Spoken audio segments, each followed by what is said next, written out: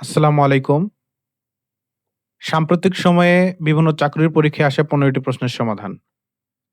আপনি যদি BCS, bank, primary সহকারী শিক্ষক নিয়োগ, শিক্ষক নিবন্ধন বা অন্য যেকোনো প্রতিযোগিতামূলক পরীক্ষায় অংশগ্রহণে ইচ্ছুক হন, তবে সাম্প্রতিক বিভিন্ন চাকরির পরীক্ষায় আসা প্রশ্নগুলো আপনার জন্য খুবই গুরুত্বপূর্ণ। এমন আরও ভিডিও পেতে চ্যানেলটি সাবস্ক্রাইব করে রাখতে পারেন। তো চলুন শুরু করা যাক। ১ম প্রশ্ন, ত্রয়োদশ জাতীয় সংসদ নির্বাচন কত তারিখে অনুষ্ঠিত হয়? প্রশ্নগুলো দেখার সাথে, সাথে আপনি যদি উত্তরগুলো পারেন, তবে মনে, মনে উত্তর বলার চেষ্টা করবেন। সেক্ষেত্রে আপনার পড়াশোনাগুলো রিভাইজ হবে। ১২ ফেব্রুয়ারি ২০২৬। পরবর্তী প্রশ্ন, যুক্তরাষ্ট্র, ইসরায়েল কত তারিখে ইরানের উপর হামলা শুরু করে? ২৮ ফেব্রুয়ারি ২০২৬। পরের প্রশ্ন, বিশ্বকাপ ফুটবল ২০২৬ কোথায় অনুষ্ঠিত হবে? বিশ্বকাপ ফুটবল ২০২৬ কোথায় অনুষ্ঠিত হবে? যুক্তরাষ্ট্র, মেক্সিকো ও কানাডা এই ৩ দেশ যৌথভাবে অনুষ্ঠানের আয়োজক।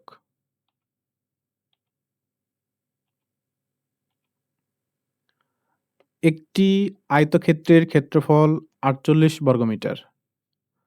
যদি দৈর্ঘ্য প্রস্থের ৩ গুণ হয়, তবে আয়তক্ষেত্রের পরিসীমা কত?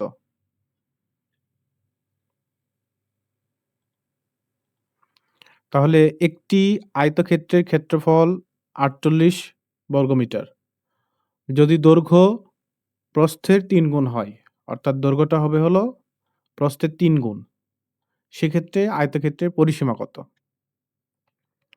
তো আমরা দেখি যে এগুলো হলো আয়তক্ষেত্রের দৈর্ঘ্য। আর এই দুটি আয়তক্ষেত্রের প্রস্থ। অর্থাৎ এটা দৈর্ঘ্য এবং এটা প্রস্থ। তো এখানে বলা আছে যে দৈর্ঘ্য প্রস্থের ৩ গুণ। তাহলে আমরা দৈর্ঘ্যটা বড় এবং প্রস্থটা ছোট। তো আমরা ধরে নেই যে প্রস্থটা x, তাহলে এটা ৩ গুণ অর্থাৎ 3x, 3x। আচ্ছা, তাহলে ধরি এই ঘরের প্রস্থ x মিটার। তাহলে দৈর্ঘ্য 3x মিটার। আর আয়তক্ষেত্রের ক্ষেত্রফল আমরা জানি দৈর্ঘ্য গুণন প্রস্থ। তাহলে এখানে ক্ষেত্রফল দেওয়া আছে। ক্ষেত্রফল কত?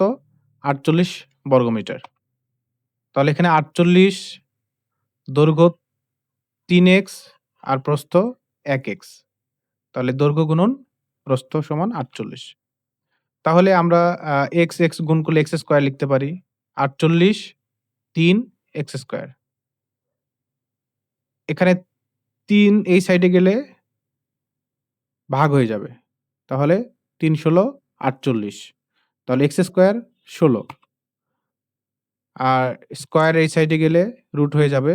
স্কয়ার যদি এই পাশে যায় তাহলে রুট হয়ে যাবে। স্কয়ার কেটে গিয়ে এই সাইডে রুট হয়ে যাবে। ১৬ এর উপর রুট মানে ৪। অর্থাৎ x আসলো ৪। x টা কি? x টা হলো প্রস্থ। তাহলে প্রস্থটা ৪ মিটার। তাহলে প্রস্থ ৪ মিটার, দৈর্ঘ্য হবে ৩ গুণ অর্থাৎ ১২ মিটার। আর পরিসীমা কি? পরিসীমা হলো এর চারপাশের সরি এই চারপাশের এই চারপাশে এটাকে বলা হয় পরিধি। তাহলে পরিধিতে কি আসতেছে? ২ টা দৈর্ঘ্য এবং ২ টা প্রস্থ। তাহলে ২ গুণ দৈর্ঘ্য এবং ২ গুণ প্রস্থ। তাহলে ২ গুণন দৈর্ঘ্য কত? ১২ আর ২ গুণ প্রস্থ ৪। তাহলে ১২ দু গুণ ২৪ আর ৪ দু গুণ ৮। ২৪ আর ৮ এ ৩২। তাহলে পরিসীমা ৩২ মিটার। বাংলাদেশের বর্তমান প্রধানমন্ত্রীর নাম কি? বাংলাদেশের বর্তমান প্রধানমন্ত্রীর নাম কি? তারেক রহমান। কোন অ্যাপ ব্যবহার করে অচেনা স্থানে যাওয়া সহজ হয়? কোন অ্যাপ ব্যবহার করে অচেনা স্থানে যাওয়া সহজ হয় গুগল ম্যাপস?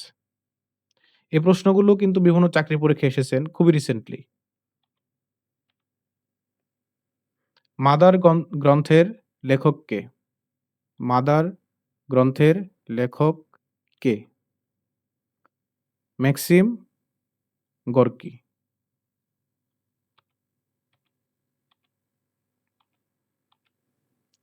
বাংলাদেশের কোন জেলা কয়লা সমৃদ্ধ? বাংলাদেশের কোন জেলা কয়লা সমৃদ্ধ? দিনাজপুর। ২০২৫ সালে ২০২৫ সালে শান্তিতে নোবেল পুরস্কার লাভ করেন কে? মারিয়া করিনা মাচাদো। স্থূলকোণী ত্রিভুজের কয়টি সূক্ষ্মকোণ থাকে? একটি স্থূলকোণী ত্রিভুজের কয়টি সূক্ষ্মকোণ থাকে? তাহলে এখানে ২ টা টার্ম, একটা হলো স্থূলকোণী আরেকটা হলো সূক্ষ্মকোণ। যেই কোণ ৯০ ডিগ্রির বেশি তাকে বলা হয় স্থূলকোণ। আর যেই কোণ ৯০ ডিগ্রির কম তাকে বলা হয় সূক্ষ্মকোণ। আর আমরা জানি একটি ত্রিভুজের ৩ কোণের সমষ্টি ১৮০ ডিগ্রি। তাহলে এখানে এই কোণটা ৯০ ডিগ্রির বেশি। এটা ৯০ ডিগ্রির বেশি এই কোণটা। তাহলে আমরা জানি ৩ কোণের সমষ্টি ১৮০ ডিগ্রি। তার মানে এই কোণ, এই কোণ, এই কোণ। এই ৩ টা কোণের সমষ্টি কত? ১৮০ ডিগ্রি। তাহলে প্রথম কোণ যদি ৯০ ডিগ্রির বেশি হয়, তাহলে অপর ২ কোণ অবশ্যই ৯০ ডিগ্রির কম। তাহলে অপর ২ টি কোণ যদি ৯০ ডিগ্রির কম হয়, তাহলে সেটাকে আমরা বলব কি? সূক্ষ্মকোণ। তাহলে যেকোনো স্থূলকোণী ত্রিভুজের একটা কোণ অবশ্যই স্থূলকোণ। তাহলে অপর দুটি অবশ্যই সূক্ষ্মকোণ। তাহলে একটি সমকোণী ত্রিভুজের ২ টি সূক্ষ্মকোণ থাকে।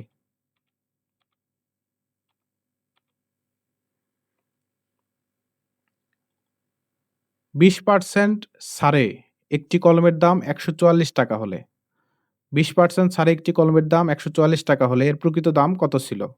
তাহলে ছাড় দেওয়ার পরে হইছে কত? ৳১৪৪।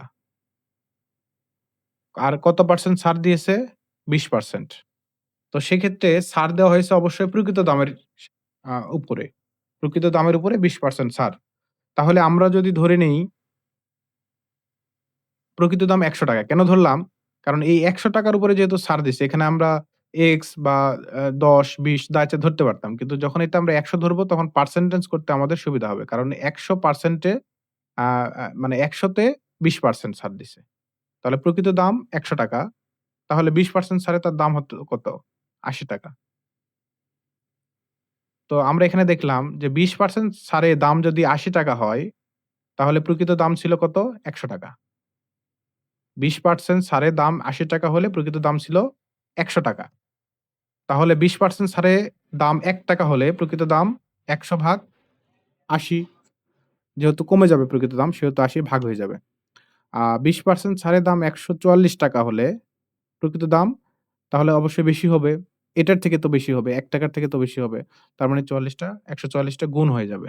তারপরে এখানে ক্যালকুলেশন করলে ০, ০ কাটা, তারপরে এটাকে ৪ দিয়ে কাটলে সরি ২ দিয়ে কাটলে হলো ৪, একে ২ দিয়ে কাটলে ৫, এভাবে ক্যালকুলেশন করলে ৳১৮০ আসবে।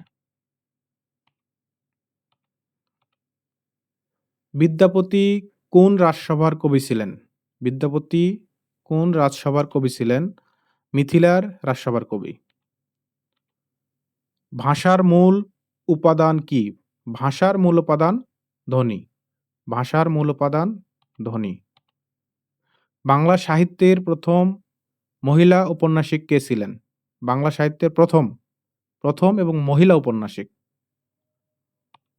স্বর্ণকুমারী দেবী। ১২ আউলিয়ার শহরের নাম কি?